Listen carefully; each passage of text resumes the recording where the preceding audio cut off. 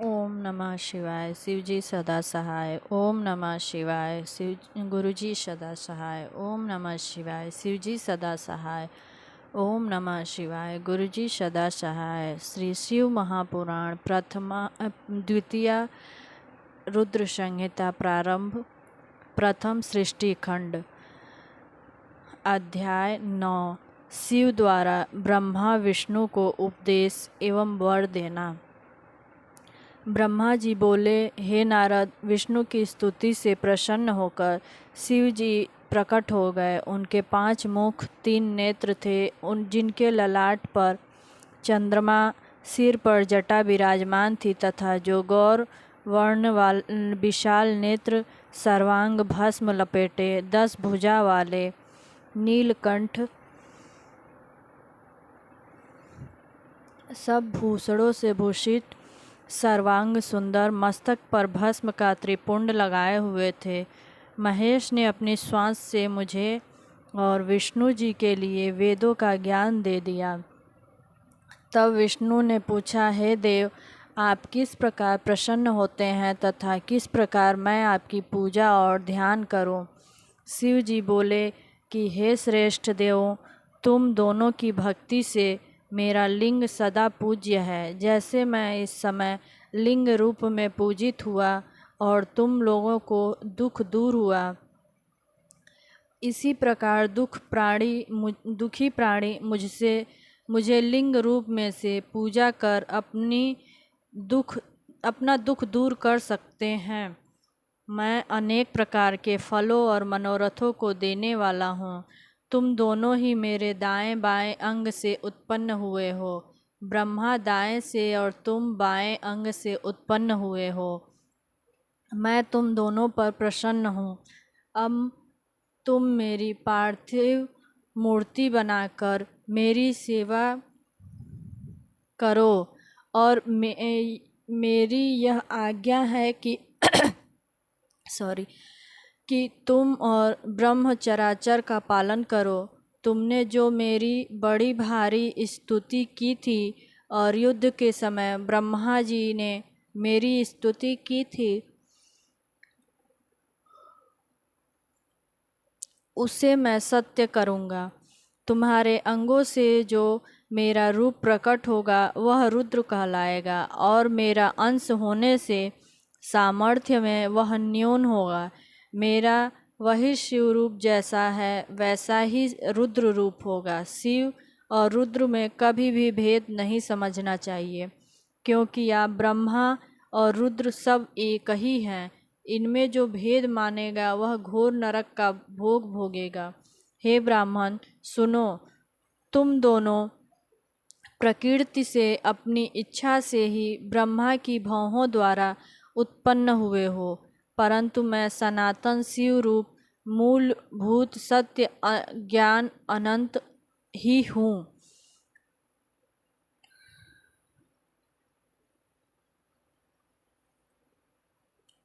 इन तत्वों में जानकर सर्वदा मन से मेरा ध्यान करना योग्य है। ब्रह्मा सृष्टि के कर्ता बनो और हरि भगवान सृष्टि के पालक बने, और यह जो मेरा अंश है वह रुद्र का लय करने वाला होगा, तथा यह जो उमा नाम वाली महेश्वरी प्रकृति देवी हैं, उसी की शक्ति वाम देवी सरस्वती ब्रह्मा की अर्धांगिनी होंगी।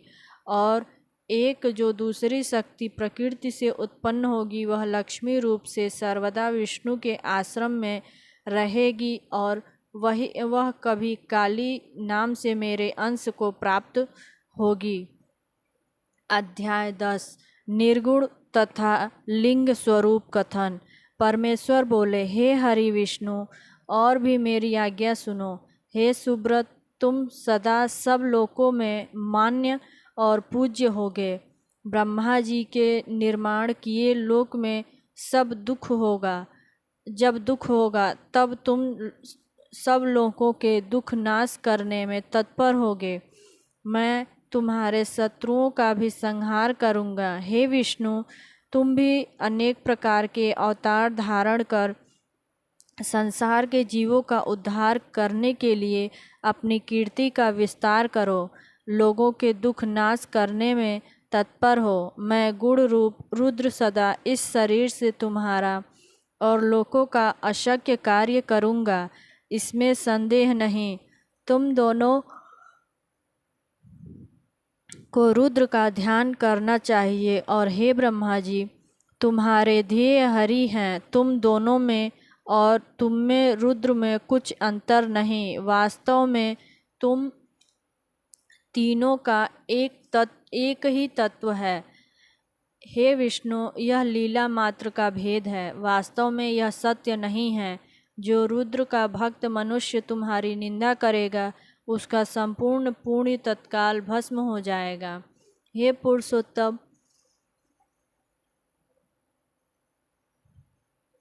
तुमसे द्वेष करने से पुरुष नरक में गिरेगा। हे विष्णु जी, इसमें संदेह नहीं, यह सब मेरी आज्ञा से होगा।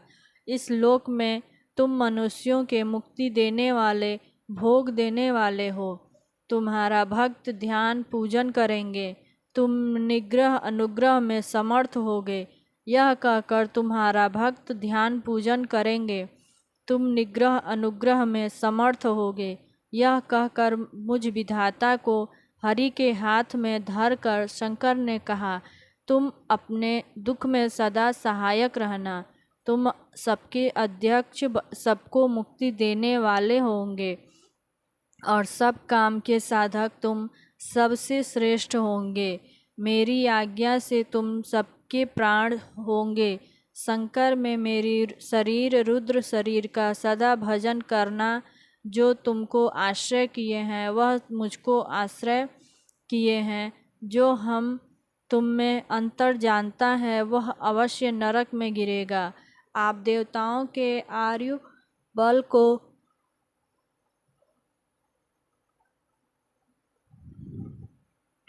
विशेष कर सुनो। ब्रह्मा, विष्णु और शिव की एकता में संदेह नहीं करना चाहिए। 4 सहस्त्र युग का ब्रह्मा का दिन कहलाता है। इतनी ही इस क्रम से रात्रि जाननी चाहिए। इस प्रकार 30 दिनों से महीना और 12 महीनों से वर्ष होता है। ऐसे 100 वर्ष की आयु का ब्रह्मा का दिन कहलाता है। ब्रह्मा जी का 1 वर्ष विष्णु का 1 दिन कहलाता है। वह भी अपने मन से 100 वर्ष तक जीता है। विष्णु जी के 1 वर्ष रुद्र का 1 दिन होता है। नर रूप रुद्र की स्थिति के जब 100 वर्ष बीत जाते हैं, तब सदाशिव के मुख का एक श्वास निकलता है। यह श्वास जब तक निकलता है तब तक शक्ति प्रकट होती है। निश्वास के लेने में सब देहधारी ब्रह्मा, विष्णु, हर, गंधर्व, उरग, राक्षस हो जाते हैं। 21 सहस्त्र 100 और 600 दिन रात कहे गए हैं। हे सूर सत्तमों, 6 निवास और उच्छ्वासों से 1 पल होता है। 60 पल की 1 घड़ी और 60 घड़ी का 1 दिन रात होता है। शिव के निश्वास उच्छ्वास की संख्या नहीं है। इसी से सदाशिव का उत्थान अक्षय कहलाता है। इस प्रकार मेरी आज्ञा से मेरा रूप तुमको रक्षा करना चाहिए और अनेक गुणों से सृष्टि का कार्य करना चाहिए। ब्रह्मा जी बोले, मैं और भगवान हरि। इस प्रकार शिव जी के वचन सुनकर विश्वेश्वर को प्रणाम कर हमारे अंतर में वह वशीभूत बोले। विष्णु जी बोले, हे कृपा सागर जगतपते, हे शंकर, सुनो। आपकी आज्ञा के वशीभूत होकर मैं सब करूँगा। तुम सदा मेरे ध्येय होंगे, इसमें संदेह नहीं। आपसे ही मैंने पहले सामर्थ्य प्राप्त की है। हे स्वामिन, क्षण मात्र को भी आपका ध्यान मेरे चित्त से न उतरे, न भूले, यही चाहता हूँ। हे स्वामिन, जो कोई मेरा भक्त तुम्हारी निंदा करेगा, उसे आप नरक में निश्चय वास देना। जो आपका भक्त होगा वह मेरा प्यार होगा। इस प्रकार जो जानता है उसको मुक्ति दुर्लभ नहीं है। आपने जो निश्चय हमारी महिमा बढ़ाई है, कदाचित अवगुणों में ऐसा नहीं होता, आप क्षमा कीजिए। ब्रह्मा जी बोले। तब शिव जी विष्णु के यह उत्तम वचन सुनकर प्रेम से बोले, हमने आपका अवगुण को क्षमा किया। आप परमेश्वर ने हम दोनों से यह बात कहकर अपने हाथ से कृपा कर कृपानिधि ने सब अंगों को स्पर्श किया। सब दुख हरने वाले हरि ने अनेक धर्मों को उपदेश करके हम दोनों के हित की इच्छा से अनेक वर देते हुए तब भगवान शिव कृपा से भक्त वत्सल हम दोनों को कृपा से देखकर वहाँ ही अंतर्ध्यान हो गए। तभी से इस लोक में लिंग पूजा विधि चली है। लिंग में प्रतिष्ठित शिव जी भुक्ति मुक्ति देने वाले हैं। लिंग वेदी महादेवी हैं। लिंग साक्षात महेश्वर हैं। लय कर लेने से ही इसका नाम लिंग है। इसी में सब जगत है। जो शिव लिंग के समीप में इस लिंग के व्याख्यान को सुनता है वह 6 महीने में शिवरूप हो जाता है, इसमें संदेह नहीं।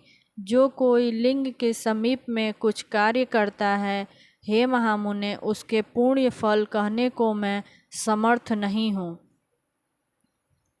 अध्याय 11 शिवार्चन विधि एवं उसका फल। ऋषि बोले, व्यास शिष्य महाभाग सूत जी, आपको नमस्कार है। आज आपने भगवान शिव की बड़ी अद्भुत एवं परम पावन कथा सुनाई। हे दयानिधे, ब्रह्मा और नारद जी के संवाद के अनुसार आप हमें शिव पूजन की वह विधि बताइए जिससे यहाँ भगवान शिव संतुष्ट होते हैं। ब्राह्मण, क्षत्रिय, वैश्य और शूद्र सभी शिव की पूजा करते हैं। वह पूजन कैसे करना चाहिए? आपने व्यास जी के मुख से इस विषय को जिस प्रकार सुना हो वह बताइए। श्री सूत जी बोले, हे ऋषियों, जैसा आप लोग पूछ रहे हैं उसी समय पूर्व काल में व्यास जी ने सनत कुमार जी से पूछा था। फिर उसे उपमन्यु जी ने भी सुना था। व्यास जी ने शिव पूजन आदि जो भी विषय सुना था उसे सुनकर उन्होंने लोकहित की कामना से मुझे पढ़ा दिया था। इस विषय को भगवान श्री कृष्ण ने महात्मा उपमन्यु से सुना था।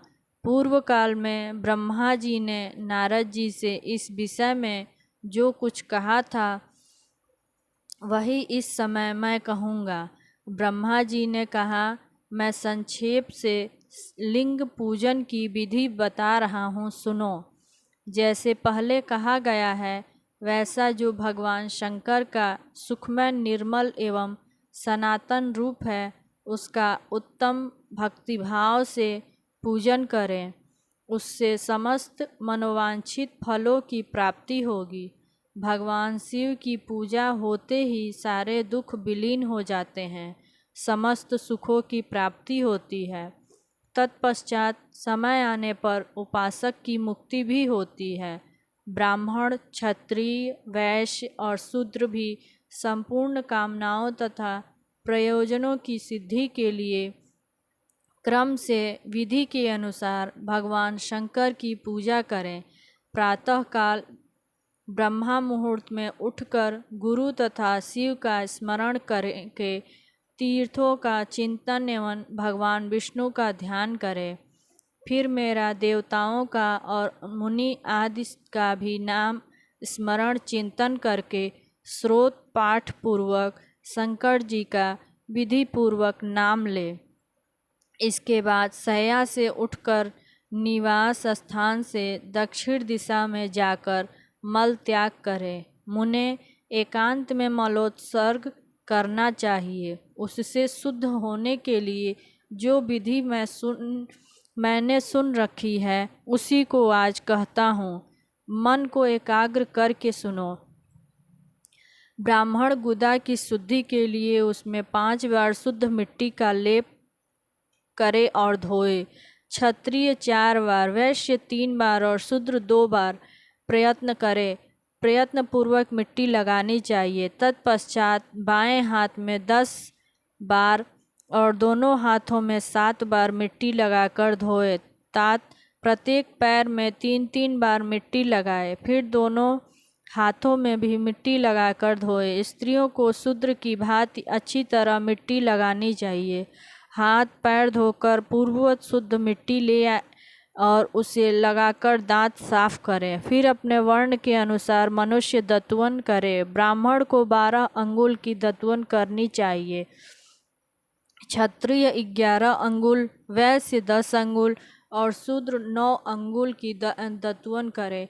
यह दत्वन का मान बताया गया। मनुस्मृति के अनुसार काल दोष का विचार करके ही दत्वन करें, या त्याग करें या त्याग दें। तात षष्ठी प्रतिपदा, अमावस्या, नवमी, व्रत का दिन, सूर्यास्त का समय, रविवार तथा श्राद्ध दिवस ये दंत धावन के लिए वर्जित है। इसमें दत्वन नहीं करना चाहिए। दत्वन के पश्चात तीर्थ, जलाशय आदि में जाकर विधि पूर्वक स्नान करना चाहिए। विशेष देश काल आने पर मंत्रोच्चारण पूर्वक स्नान करना उचित है। स्नान के पश्चात पहले आचमन करके वह धुला हुआ वस्त्र धारण करे, फिर सुंदर एकांत स्थल में बैठकर संध्या विधि का अनुष्ठान करे। यथा योग्य संध्या विधि का पालन करके पूजा अनुष्ठान करे। यथा योग्य संध्या विधि का पालन करके पूजा कार्य आरंभ करे। मन को सुस्थिर करके पूजा गृह में प्रवेश करें। वहाँ पूजन सामग्री लेकर सुंदर आसन पर बैठे। पहले न्यास आदि करके क्रमशः महादेव जी की पूजा करें। शिव जी की पूजा से पहले गणेश जी की, द्वारपालों की और दिक्पालों की भी भली भांति पूजा करें। पीछे देवता के लिए पीठ स्थान की कल्पना करें अथवा अष्टदल कमल बनाकर पूजा द्रव्य के समीप बैठें और उस कमल पर ही भगवान शिव को समासीन करें। तत्पश्चात 3 आचमन करके पुनः दोनों हाथ धोकर 3 प्राणायाम करके मध्यम प्राणायाम अर्थात कुंभक करते समय त्रिनेत्रधारी भगवान शिव का इस प्रकार ध्यान करें। उनके 5 मुख हैं, 10 भुजाएं हैं, शुद्ध स्फटिक के समान उज्ज्वल कांति है। सब प्रकार के आभूषण उनके श्री अंगों को विभूषित करते हैं तथा वे व्याघ्र चर्म की चादर ओढ़े हुए हैं। इस तरह ध्यान करके यह भावना करें कि मुझे भी इनके समान ही रूप प्राप्त हो जाए। ऐसी भावना करके मनुष्य सदा के लिए अपने पाप को भस्म कर डाले। इस प्रकार भावना द्वारा शिव का ही शरीर धारण करके उन परमेश्वर की पूजा करें। शरीर शुद्धि करके मूल मंत्र का क्रमशः न्यास करें अथवा सर्वत्र प्रणव से ही पंग न्यास करें। ओम अद्येत्यादि रूप से संकल्प वाक्य का प्रयोग करके फिर पूजा आरंभ करें। पाद्य, अर्घ्य और आचमन के लिए पात्रों को तैयार करके रखे। बुद्धिमान पुरुष विधि पूर्वक भिन्न भिन्न प्रकार 9 कलश स्थापित करे। उन्हें कुशाओं से ढक कर रखे और कुशाओं से ही जल लेकर उन सब का प्रोक्षण करे। तत्पश्चात उन सभी पात्रों में शीतल जल डाले। फिर देखभाल कर प्रणव मंत्र के द्वारा उनमें निम्नांकित द्रव्यों को डाले।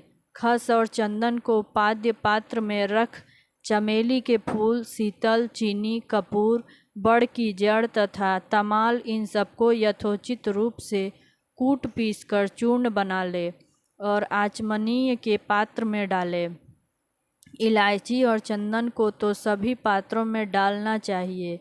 देवादिदेव महादेव जी के पार्श्व भाग में नंदीश्वर का पूजन करें। गंध धूप तथा भांति भांति के दीपों का शिव जी की पूजा करें। फिर लिंग शुद्धि करके मनुष्य प्रसन्नता पूर्वक मंत्र समूहों के आदि में प्रणव तथा अंत में नमः पद जोड़कर उनके द्वारा इष्ट देव के लिए यथोचित आसन की कल्पना करें। फिर प्रणव से पद्मासन की कल्पना करके यह भावना करें कि कमल का पूर्व दल साक्षात अणिमा नामक ऐश्वर्य रूप तथा अविनाशी है, दक्षिण दल लघिमा है, पश्चिम दल महिमा है, उत्तर दल प्राप्ति है, अग्निकोण का दल प्राकाम्य है, नैऋत्य कोण का दल ईशित्व है, वायव्य कोण का दल वशित्व है, ईशान कोण का दल सर्वज्ञत्व है और उस कमल की कर्णिका को सोम कहा जाता है। सोम के नीचे सूर्य है, सूर्य के नीचे अग्नि है और अग्नि के भी नीचे धर्म आदि के स्थान हैं। क्रमशः ऐसी कल्पना करने के पश्चात चारों दिशाओं में अव्यक्त महत्त्व अहंकार तथा उनके विकारों की कल्पना करें। सोम के अंत में सत्व रज और तम इन तीनों गुणों की कल्पना करें। इसके बाद सद्योजातम प्रपद्यामि इत्यादि मंत्र से परमेश्वर शिव का आवाहन करके ओम वामदेवाय नमः इत्यादि वामदेव भंग से उन्हें आसन पर विराजमान करें। फिर ओम तत्पुरुषाय विघ्नहे इत्यादि रुद्र गायत्री द्वारा इष्ट देव का सानिध्य प्राप्त करके उन्हें अघोरेभ्यो अहथ इत्यादि मंत्र से आराध्य देव का पूजन करें। पाद्य और आचमनीय अर्पित करके अर्घ्य दे। तत्पश्चात गंध और चंदन मिश्रित जल से विधि पूर्वक रुद्रदेव को स्नान कराएं। फिर पंचगव्य निर्माण की विधि से पांचों द्रव्यों को एक पात्र में लेकर प्रणव से ही अभिमंत्रित करके उन मिश्रित गव्य पदार्थों द्वारा भगवान को नहलाएं। तत्पश्चात पृथक दूध दही मधु गन्ने के रस तथा घी से नहलाकर समस्त अभिष्टों के दाता और हितकारी पूजनीय महादेव जी का प्रणव के उच्चारण पूर्वक पवित्र द्रव्यों का अभिषेक करें। पवित्र जल पात्रों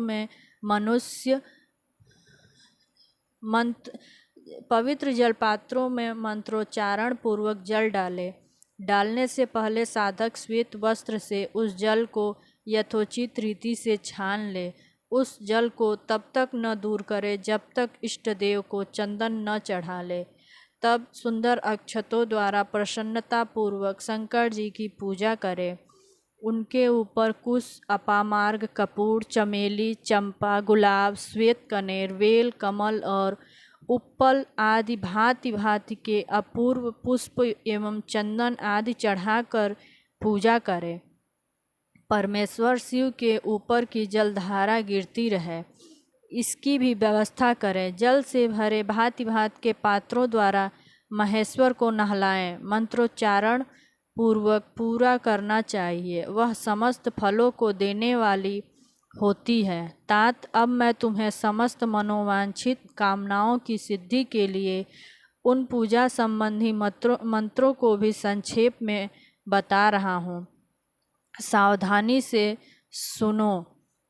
पावन मंत्र से वांग में इत्यादि मंत्र से रुद्र तथा नील रुद्र मंत्र से सुंदर एवं शुभ पुरुष सूक्त से श्री सूक्त से सुंदर अथर्व शीर्ष के मंत्र से आनो भद्रा इत्यादि शांति मंत्र से शांति संबंधी दूसरे मंत्रों से भारूढ़ डमंत्र और अरुण मंत्रों से अर्थाभिष्ट शाम तथा देवव्रत शाम से अभित्वा इत्यादि रथनंतर साम से, पुरुष सूक्त से, मृत्युंजय मंत्र से तथा पंचाक्षर मंत्र से पूजा करें।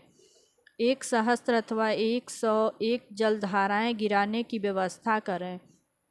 यह सब वेद मार्ग से अथवा नाम मंत्रों से करना चाहिए। तदंतर भगवान शंकर के ऊपर जल और फूल आदि चढ़ाएं। प्रणव से ही मुखवास, तांबुल आदि अर्पित करें। इसके बाद जो स्फटिक मणि के समान निर्मल, निष्फल, अविनाशी, सर्वलोक कारण, सर्वलोकमय परम देव हैं, जो ब्रह्मा, रुद्र, इंद्र और विष्णु आदि देवताओं की भी दृष्टि में नहीं आते, वेद वेत्ता विद्वानों से ने जिन्हें वेदांत में मन, वाणी, अगोचर बताया है, जो आदि, मध्य और अंत से रहित तथा समस्त रोगियों के लिए औषध रूप है, जिनकी शिव तत्व के नाम से ख्याति है, तथा जो शिवलिंग के रूप में प्रतिष्ठित हैं, उन भगवान शिव का शिवलिंग के मस्तक पर प्रणव मंत्र से ही पूजा करें। धूप, दीप, नैवेद्य, सुंदर तांबुल एवं सुरम्य आरती द्वारा यथोक्त विधि से पूजा करके स्तोत्रों तथा अन्य नाना प्रकार के मंत्रों द्वारा उन्हें नमस्कार करें। फिर अर्घ्य देकर भगवान के चरणों में फूल बिखेरें और साष्टांग प्रणाम करके देवेश्वर शिव की आराधना करें। फिर हाथ में फूल लेकर खड़ा हो जाएं और दोनों हाथ जोड़कर निम्नांकित मंत्र से सर्वेश्वर शंकर की पुनः प्रार्थना करें। अज्ञानाद्यादि वा ज्ञानाजप पूजादिकं भया कृतं तदस्तु सफलम कृपया तव शंकर। कल्याणकारी शिव, मैंने अनजाने में अथवा जानबूझकर जो जप, पूजा आदि सत्कर्म किए हों, वे आपकी कृपा से सफल हों। इस प्रकार पढ़कर भगवान शिव के ऊपर प्रसन्नता पूर्वक फूल चढ़ाएं। स्वस्ति वाचन करके नाना प्रकार की आशीष प्रार्थना करें। फिर शिव के ऊपर मार्जन करना चाहिए। मार्जन के बाद नमस्कार करके अपराध के लिए क्षमा प्रार्थना करते हुए पुनरागमन के लिए विसर्जन करना चाहिए। इसके बाद आद्य से आरंभ होने वाले मंत्र का उच्चारण करके नमस्कार करें। फिर संपूर्ण भाव से विभोर हो इस प्रकार प्रार्थना करें। शिवे भक्ति, शिवे भक्ति, शिवे भक्ति भक्तिर्भवे भवे, अन्यथा शरणं नास्ति त्वमेव शरणं मम। प्रत्येक जन्म में मेरी शिव में भक्ति हो, शिव में भक्ति हो, शिव में भक्ति हो। शिव के सिवा दूसरा कोई मुझे शरण देने वाला नहीं। महादेव, आप ही मेरे लिए शरणदाता हैं। इस प्रकार प्रार्थना करके संपूर्ण सिद्धियों के दाता देवेश्वर शिव का परमा भक्ति के द्वारा पूजन करें। विशेषता गले की आवाज़ से भगवान को संतुष्ट करें। फिर सपरिवार नमस्कार करके अनुपम प्रसन्नता का अनुभव करते हुए समस्त लौकिक कार्य सुखपूर्वक करता रहे। जो इस प्रकार शिव भक्ति परायण ही हो प्रतिदिन पूजन करता है, उसे अवश्य ही पग पग पर सब प्रकार की सिद्धि प्राप्त होती है। मुनि श्रेष्ठ नारद, इस प्रकार मैंने शिव की पूजा का विधान बताया। अब तुम क्या सुनना चाहते हो? कौन सा प्रश्न पूछने वाले हो? ओम नमः शिवाय, शिवजी सदा सहाय। ओम नमः शिवाय, गुरुजी सदा सहाय। ओम नमः शिवाय, शिवजी सदा सहाय। ओम नमः शिवाय, गुरुजी सदा सहाय।